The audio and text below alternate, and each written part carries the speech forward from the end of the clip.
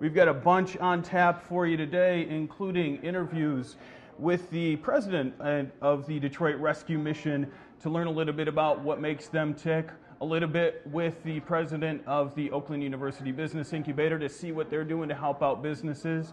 We'll also be talking with a senior who's pretty enthused about getting other senior citizens physically active and involved. So that's what we've got on tap for the next half hour. My name is Dave Langholm. We hope you enjoy the ride.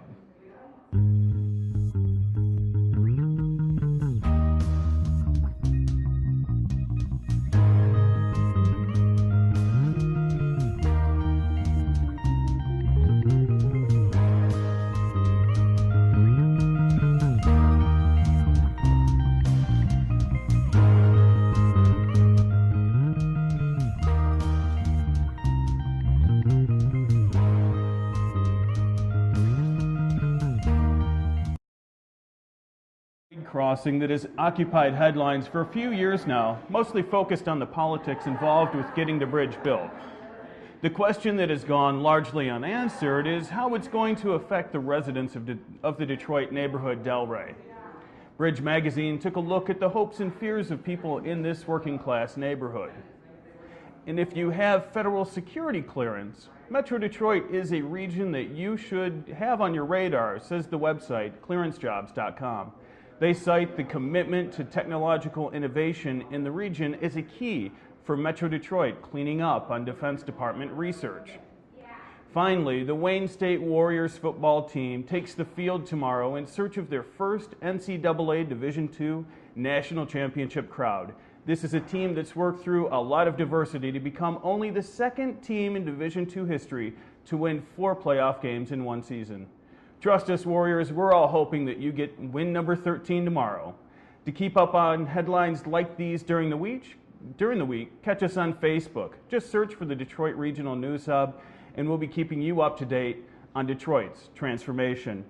Now it's our first piece produced by us that will be on the Detroit Rescue Mission, a little interview with the president of the Rescue Mission to give you an idea of what they do to transition people from being homeless to actually getting jobs. During the holiday season, many people want to give back to the community. There are actually some very simple things that you can be doing to give back to Detroiters. Today we're at the Detroit Rescue Mission Ministries, a nonprofit organization that not only takes in people that need help, but gives them the training and tools to become self-sufficient. We're going to go inside to talk to Dr. Chad Audi, the president of the organization, to learn more about it and about how you can help. Well, the Detroit Rescue Mission Ministries has been serving the community since 1909, so we are marking our 103rd anniversary in February of 2012. We every day help about 1,500 people every single night, and we have about 14 different locations in the city of Detroit and Highland Park, as well as a camp in Howell, Michigan for the kids.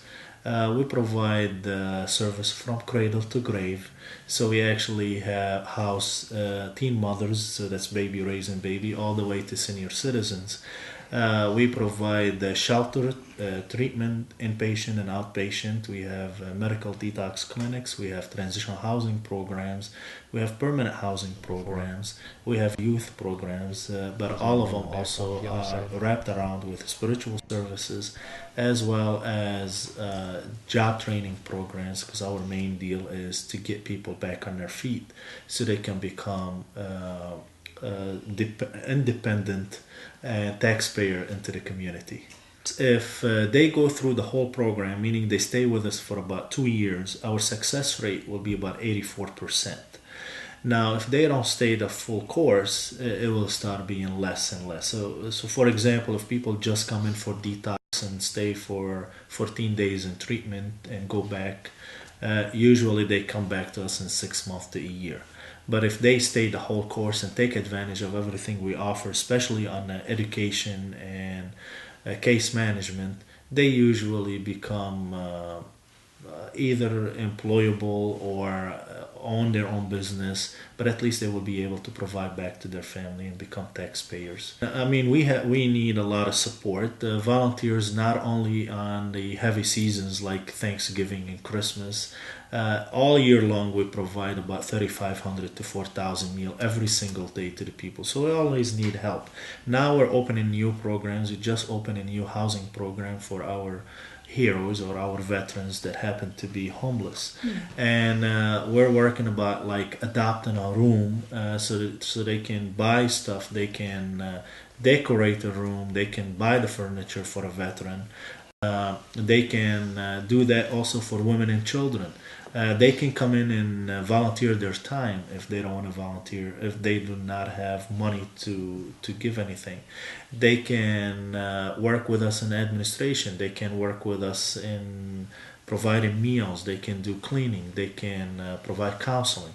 Whatever their skills are, we can have them work with us and become a part of our team. We're so grateful that Dr. Audi took time to speak with us today about their organization. Please remember to go to drmm.org to learn about how you can volunteer and give back.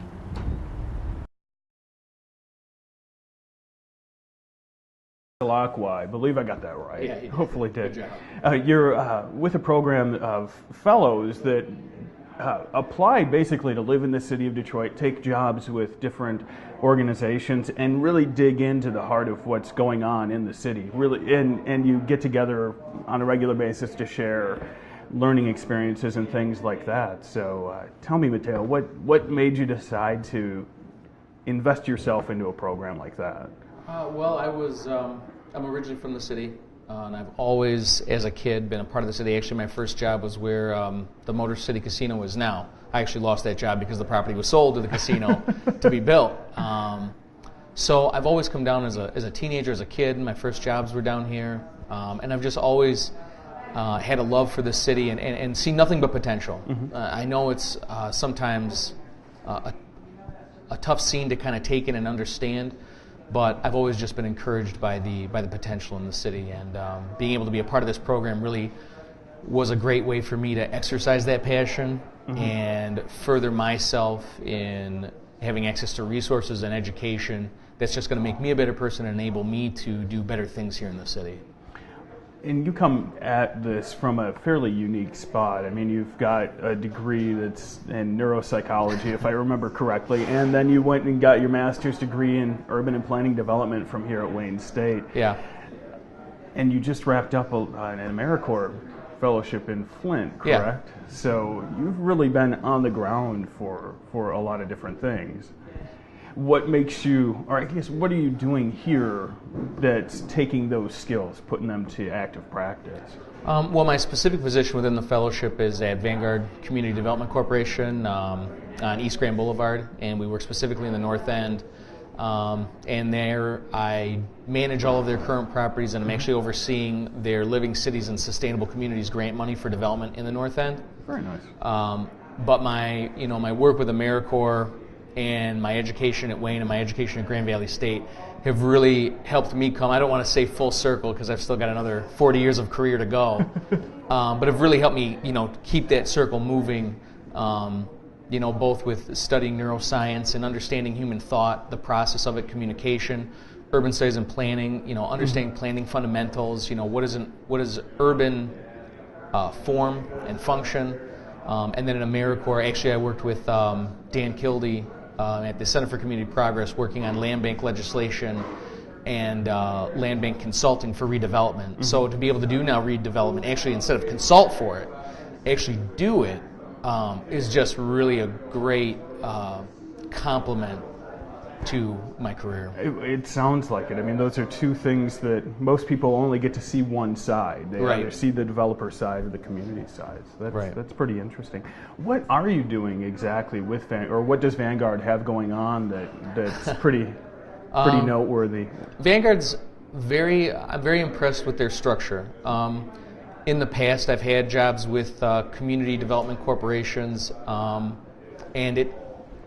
it's a very challenging line of work, and Vanguard's very holistic in what they attempt to provide for the community, in the essence that they really create a platform for the community to speak about what they want, what they want to work towards, and then they attempt to facilitate that. My specific role is Vanguard is the convening agency for living cities and sustainable communities, which in combination is a grant money that exceeds about $20 million that will be dispersed over the next 3 years for development specifically in the North End. Nice. Yeah, so all types, residential, mixed use, commercial, industrial, really trying to kind of cater to the North End as well as kind of usher in this new era of what could be. The North End is bounded by 75 Grand Boulevard. So Grand Boulevard to the south, Highland Park to the north, Okay. I-75 to the east, Woodward to the west. How much do you get in the community and get the chance to speak with people directly? Vanguard has a great outreach program. They're out there every day. I mean, no doubt. Corey McCord and Brenda Clark are out there every day speaking with the residents and really kind of doing all of our feedback work. So you're really that's a great agency that's getting daily immediate feedback. Right, it's not monthly residents. meetings, it's not quarterly meetings, it's daily. They're out there getting information. They're really digging in. Very much so. That's good. What's in terms of the fellowship itself, what's impressed you the most? Because you've only been active since August? Yeah, August 1st was when we officially started, and what has been impressive to me is the amount of resources we've been given access to as fellows, the people we've been able to interview, and the organizations that have really just opened themselves up to us and saying, whatever you need, we can provide it and get things done. And what really, really impressed me about it was the fact that the fellowship received over 600 applications for 29 positions throughout the country. And I think that is really important because it shows the amount of national interest that we do have. Yeah. And it's no longer this vision of apathy as so much it is anticipation. I really feel like that image has turned the corner because you have 600 people coming from more stable economies, stable positions, and they want to come here for 2 years, to one of the most challenged economies in the country. I think that really speaks to the amount of attention we have right now. Well, thanks a lot for joining us today, Matteo. We It was really my appreciate pleasure. it.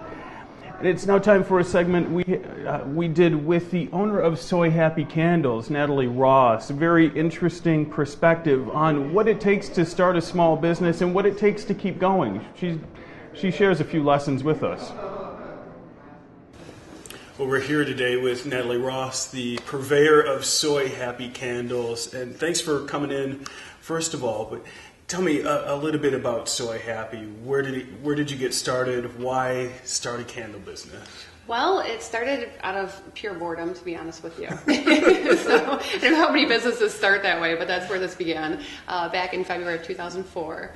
And I really just needed something to occupy my time. So it was as simple as going to a craft store, picking out a candle kit, and liking the results, but then realizing that if I wanted to go any further, it was going to cost a lot of money to ship wax because wax is heavy. So I did some research and I found some local suppliers and realized I could get wax from within our state, but they only had soy wax. And then I said, well, what's the difference between soy and paraffin? And then I started to explore further and realized that there are a lot of benefits associated with soy and a lot of dangers associated with paraffin wax. Yeah, I think you were saying that, there's 7 known carcinogens in paraffin wax. Absolutely. So there's a benefit Absolutely. number 1 right there. It sure is. It sure is. You don't get that black smoke with soy candles, and in addition to that, you support American soy farmers. Well, and that seems to be a big push of yours. I mean, you try to source as much stuff locally as possible. Absolutely. Why do you think to do? It's important to stay within our own economy. We need to continue supporting Detroit. We need to continue supporting Michigan. We've got a state unlike any other, and it's pretty amazing. And then if you narrow that down even further to Detroit, you've got some really, really, really great people here and very cultured and very hungry to grow. And the city is just hungry to thrive on its own. And so anything that I as a business, and even just as a consumer of Michigan products, I'm consistently trying to do that. So when I purchase my supplies, they are purchased, 90% of them are purchased from Michigan. That's great. Well, and it sounds there have been a couple of bigger developments for the business lately for you. I know you've got a new website coming up soon, Yes. new branding coming out soon. Yep. And you've also been featured in an ABC News piece. Yes, yes. A small feature, but enough of a feature for us to gain 6 new customers in a week nationally. And large orders too, so it's something unique for us. But yeah, it was a piece on Made in America and how if every person in the country just spent, I think, $74 on gifts that are made in America this holiday season, will actually boost our economy significantly. Well, and some of what you've brought for us to take a look at, candles like this one, I mean, they smell great. Thanks. How much would something like this usually run? That's a keepsake jar, and it's currently being sold for $12. That price is going to go up by $2 next year, and I hate to do that, but it's been a long time since I've had a price increase, so it's to support that new brand image.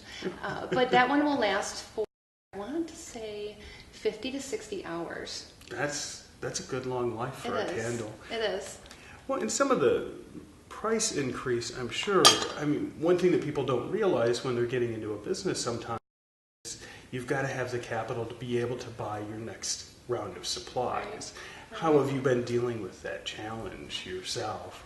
It's been a challenge since 2004, and I just keep waiting for that next big order to come in so I can go buy that next big case of wax. So I do what I can to get by, and it's been working for long. Yeah. I feel strongly that if I continue doing the right thing and continue building this momentum, that eventually it's not going to be, I never thought I would say a business could have a paycheck to paycheck situation, but I'm hoping that that's not going to be the case for us very much longer.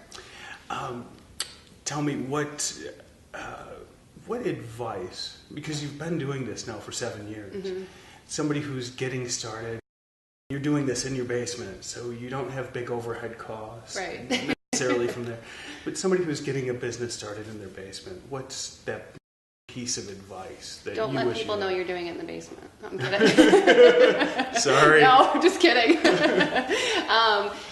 Don't let that deter you or make you think that you're not just as good as your competitors, because I have a lot of competition. I have competition from other local candle makers that I see at craft shows all throughout the year. And then I have competition from those big name candle companies that we see at all the gift shops. And don't let that deter you, because you're just as good, if not better. And just find your niche, find your angle, and find what makes you unique and go after it. Address? www.sohappycandles.com. And we're looking forward to having that brand new look over, I'd say, probably about the next couple months. Looking forward to seeing it. Thanks a lot for joining us today, Thanks, Natalie. Dave. Thanks for having me. Because we are downtown so much and we tape this show from downtown, we get asked a lot, what's going on here? What's there to do this weekend? That's why we always produce this weekly video. This week in the top 5 things to do in downtown Detroit. Here's this week's edition.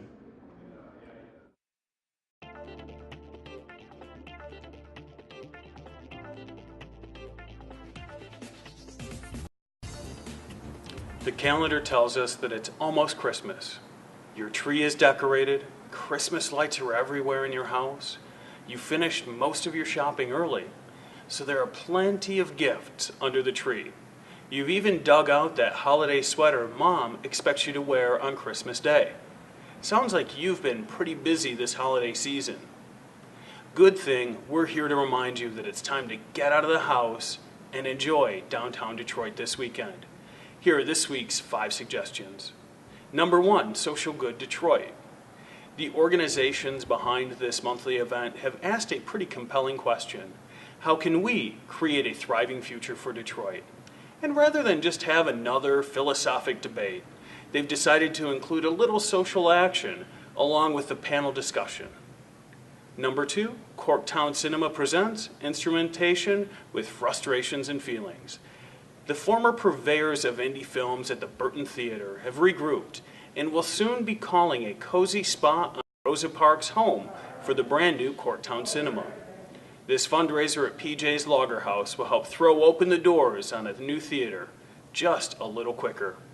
Number 3, an evening of the arts at the Music Hall. The Arts Academy in the Woods High School has several talented musicians walking through the halls of its school. Want proof? Spend the $10 per ticket just to see how good these kids really are. Number 4, Wayne State Warriors viewing party. Doesn't the phrase National Champion Wayne State Warriors have a nice ring to it? Witness Detroit sports history and enjoy a reception by Wayne State's athletic department at starters, Bar and Grill in Midtown this Saturday morning. Number 5, German Christmas Market. Want a taste of Bavaria for Christmas, but don't want to make the drive north? Then head down to the historic Trinity Lutheran Church, near Eastern Market, to load up on all the stolen you can stomach. From inside the Max M. Fisher Music Center, that's this week's Dig Downtown 5. With the director of Oakland University's Business Incubator, Go Grizzlies, Amy Butler. Thanks for joining us today, and it sounds like you're having a pretty hectic week. Not hectic in a bad way, but in a good way. It seems to be a lot happening at the incubator right now. Well, it's pretty much a 24/7 operation. It's exciting. We have new potential clients coming in every day. We have people coming through to see what is it that we do there. We're not just an incubator, but we're an accelerator, and we're also a clean energy innovation center. So we combine a lot of different aspects together. We really emphasize bringing the resources of the university to the business world. So we have a lot of students that are engaged or working with our clients as they work to develop their new technology or their business models. When I met you, it was around the announcement of the student section of that, where students are actually taken from the business school in the IT department and get hands-on experience. Can you tell us a little bit about that program, how it got started, and why that's so significant? Well, there's two components there. There's the Ideas to Business program, where students or faculty of both Oakland University and Cooley Law School, it's a joint program. They have ideas, they want to create businesses, build a business out of that idea. They can apply to the Ideas to Business program. Once they're accepted in the program, we actually build a support team of students and advisors around that idea and that business team, and we help them develop that idea into a business.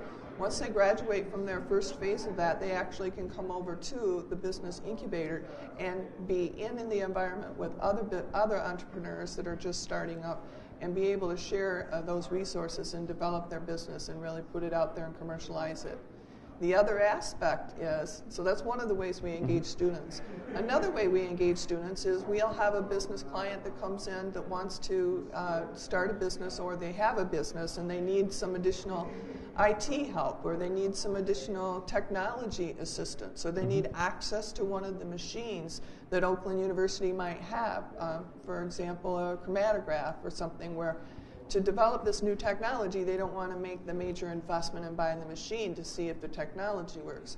That's a wonderful way. One of the services that we can provide to them is we can assign a student team and a faculty that can work with that business to help them really evaluate the technology to see if the business is going to fly. In Oakland, just being Oakland, I mean, you've got a pretty unique environment there, where I know on the clean energy research side, you're actually able to partner with the university to try out some of that technology there, to get that real-world data that you need. How important is having that relationship?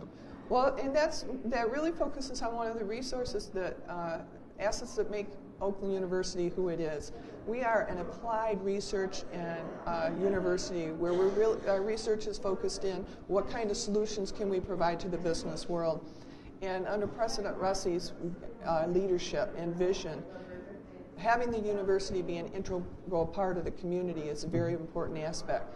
So it's not only just talking about the clean energy, it's demonstrating that the technology works. And a lot of times these companies will develop these new technologies, but in order to actually bring them into the market needs to see them operate and have some independent third-party data that says, yes, it does do what they're saying it does. So we've turned the whole campus into a learning, living laboratory, which is really exciting.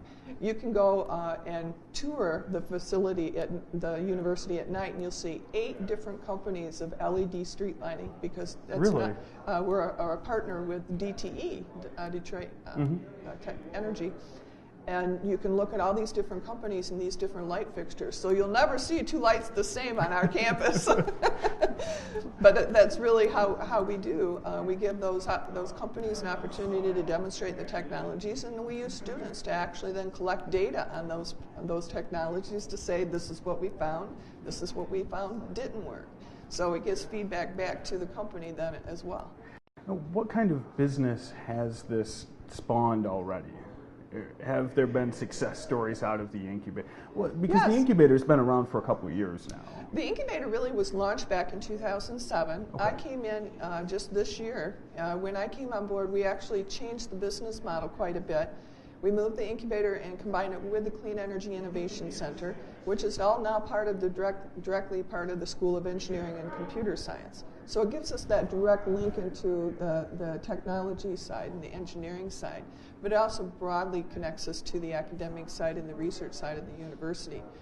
We've had a couple companies graduate already. We had one company that graduated and actually is in business in Houghton, Michigan. Interesting. And doing phenomenally well.